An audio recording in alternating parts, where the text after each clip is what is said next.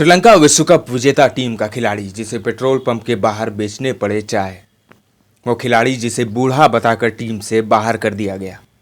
इस खिलाड़ी ने दूसरे विकेट के लिए 576 रनों की रिकॉर्ड साझेदारी की। क्रिकेट इतिहास के डे नाइट टेस्ट मैच में सेवा देने वाले पहले मैच रेफरी। कभी क्रिकेट को अंग्रेजों का खेल कहा जाता था, लेकिन आज यह ऐसा लग रहा है कि जैसे दुनिया के खेलों का एक अभिन्न अंग है। एशियाई देशों में तो क्रिकेट का दबदबा है। क्या गांव, क्या शहर, हर तरफ इस खेल की धूम देखने को मिलती है। मुकाबला अगर भारत और पाकिस्तान के बीच में हो तो और भी क्या कहने। इन दोनों देशों के बीच में खिलाड़ी के दिलों दिमाग पर एक अलग तरह का प्रेशर देखने को मिलता है। कहते हैं खिलाड़ी मैदान में जितना तपता है उसे उतना ही निखार देखने को मिलता है। जरा सोचिए उन खिलाड़ियों के बारे में जिन्हें टीम के द्वारा यह कह दिया गया हो कि तुम अब बूढ़े हो गए हो, तुम्हें अब टीम में रहने की ज़रूरत नहीं है।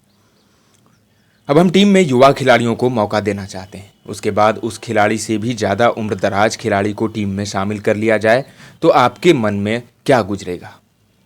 आज हम जिस खिलाड़ी के बारे में आपको बताने जा रहे हैं उस खिलाड़ी पर भी ठीक इसी तरह का अपमान का पहाड़ गिरा था। यह खिलाड़ी इस क्षण को बर्दाश्त नहीं कर पाया और आखिरी में इन्होंने संन्यास की घोषणा तक कर दी। यह अपने दौर में सबसे कलात्मक बल्लेबाजों में से एक गिना जाता था।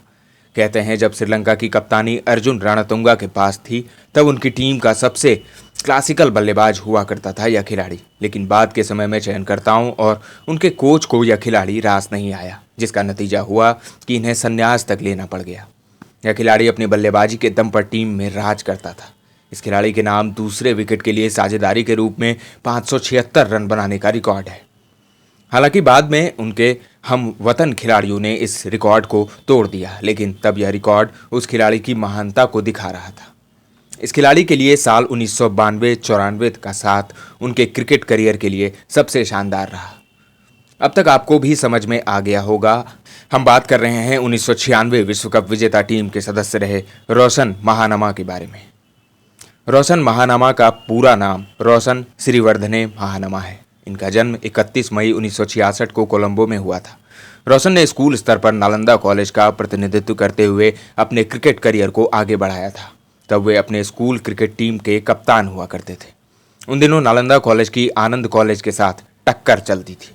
नालंदा कॉलेज और आनंद कॉलेज के बीच हुए मुकाबले में रोशन ने 145 रनों की कमाल की पारी खेली थी, जिसके बाद वे पूरे स्कूल टूर्नामेंट में सबसे प्रसिद्ध खिलाड़ी बन गए थे। स्कूल के दिनों में बेहतरीन प्रदर्शन के कारण उन्हें साल 1983 और 84 में लगातार 2 सालों तक observer school boy cricket of the year पुरस्कार से नवाजा गया था। साल 1983 में ही उन्हें अंडर 19 टीम में शामिल किया गया था। साल 1985 तक वे अंडर 23 वर्ग में चले गए। हालांकि इस दौरान उनका प्रदर्शन बहुत अच्छा नहीं था, लेकिन उसके बाद भी चयनकर्ताओं ने रोशन पर भरोसा जताया और उन्हें लिस्ट ए मुकाबले में खेलने का मौका मिला। उन्हें इंग्लैंड बी के खिलाफ श्रीलंका की तरफ से खेलने के लिए बुलाया गया, जिसमें उन्होंने प्रभावशाली प्रदर्शन किया था। इस दौरान उन्होंने 1 शतक और 2 अर्धशतक जमा दिया था, जिसके बाद वे पूरी तरह से चयनकर्ताओं की नज़र में आ गए थे। जिसके बाद उन्हें इंटरनेशनल क्रिकेट में खेलने का मौका भी मिल गया। साल 1986 के मार्च महीने में श्रीलंका की टीम ने पाकिस्तान का दौरा किया। यह पहली बार था जब रोशन महानमा को इंटरनेशनल क्रिकेट में खेलने का मौका मिल रहा था।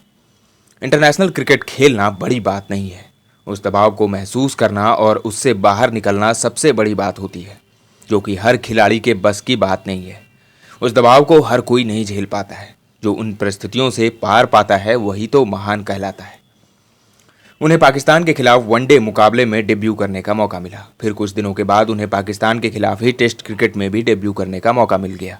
उन्हें डेब्यू मैच की ओपनिंग बल्लेबाजी करने के लिए बुलाया गया था, लेकिन लौटते समय उनके बल्ले से रन नहीं निकला।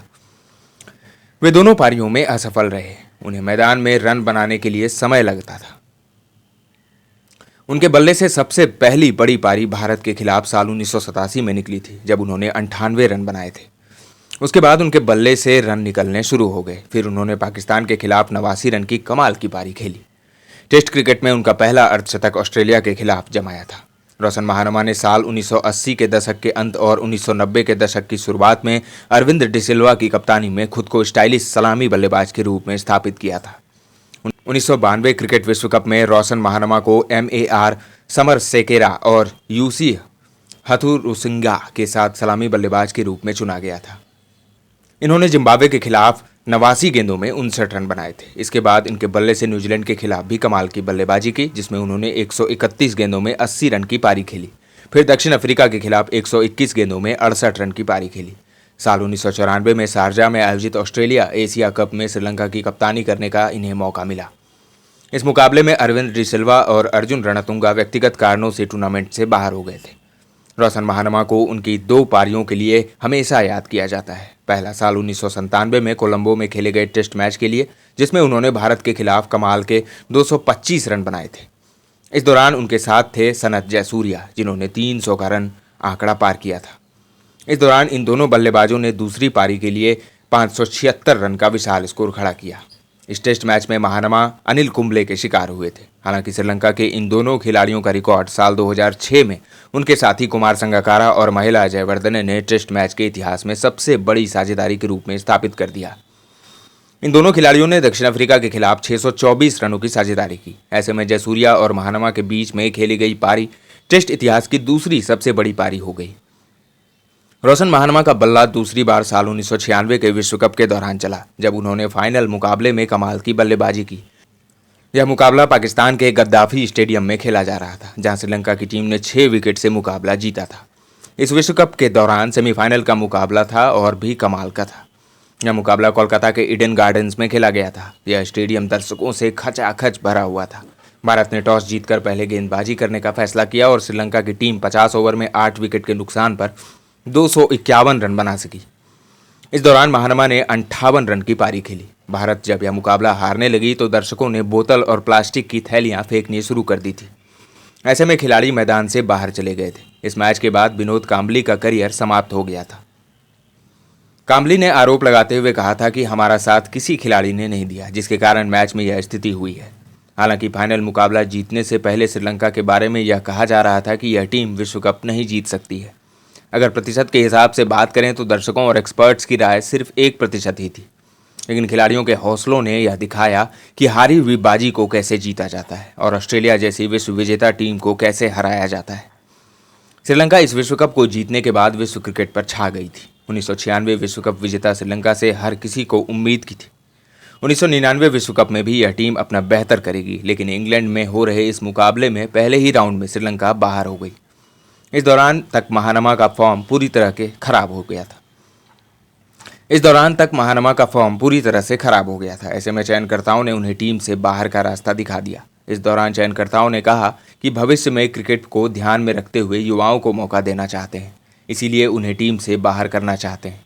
हालांकि चयनकर्ताओं ने उनसे भी अधिक उम्रदराज खिलाड़ी को टीम में शामिल कर दिया था, जिसके बाद उन्होंने संन्यास की घोषणा कर दी। उन्होंने अपनी आत्मकथा रिटायर्ड हर्ट में इस बात का जिक्र किया है। 1999 में क्रिकेट से संन्यास लेने के बाद अंतर्राष्ट्रीय क्रिकेट परिषद मैच रेफरी बनने के बाद बदलाव किया। उन्होंने साल 2004 में किंगस्टन में वेस्टइंडीज और बांग्लादेश के बीच एक दिवसीय मैच में मैच रेफरी के रूप में अपनी शुरुआत की। हालांकि उन्होंने साल 2015 में अंतर्राष्ट्रीय क्रिकेट में मैच रेफरी की नौकरी भी छोड़ दी। उनका आखिरी मैच न्यूजीलैंड और ऑस्ट्रेलिया के बीच में खेले गए टेस्ट मैच था। इस दौरान उन्होंने 3 विश्व कप, 61 टेस्ट मैच, 222 वनडे मुकाबले और 35 टी20 मैचों में रेफरी की भूमिका निभाई। साथ ही 2009 के चैंपियंस ट्रॉफी में भी वे शामिल थे। महानमा क्रिकेट इतिहास में दिन रात में खेले गए टेस्ट मैच में भी रेफरी की भूमिका निभा चुके हैं। Mahanama day night test match के पहले मैच में रेफरी बने थे। साथ ही पहली बार गुलाबी गेंद का इस्तेमाल भी किया गया था। रोशन महानमा ने अपने करियर में 4 टेस्ट शतक और 4 वनडे शतक जमाया है। रिटायरमेंट के बाद साल 2001 में उन्होंने श्रीलंका ए टीम और डेवलपमेंट स्क्वाड के प्रबंधक और मुख्य कोच के रिटायरमेंट के बाद साल 2001 में उन्होंने श्रीलंका ए टीम और डेवलपमेंट स्क्वाड के प्रबंधक और मुख्य कोच के रूप में नियुक्त किए गए थे। बाद में उन्होंने श्रीलंका में दवा वितरण व्यवसाय चलाए। साथ ही कई स्टार्टअप के मालिक भी हैं। साथ ही एक ऐप के माध्यम से भोजन का ऑर्डर लेते हैं और उनके यहाँ खाना पहुँचाने का काम करते हैं। साल 2017 में श्रीलंका श्रीलंकाई सेना ने वायुनिया में रोशन महानमा प्राइमरी स्कूल की स्थापना भी की है। श्रीलंका में साल 2022 में जब आर्थिक संकट आया था, उस समय लोग पेट्रोल पंप के बाहर लाइन लगाकर खड़े थे। ऐसे में इंतजार कर रहे लोगों के स्वास्थ्य को ध्यान में रखते हुए महानमा ने लोगों के लिए चाय और वन की व्यवस्था की थी। उन्होंने अपने हाथों से लोगों को परोसा था। साथ ही लोगों से यह अपील भी की थी कि वे अपने साथ अपने आस पड़ोस के लोगों की मदद करें।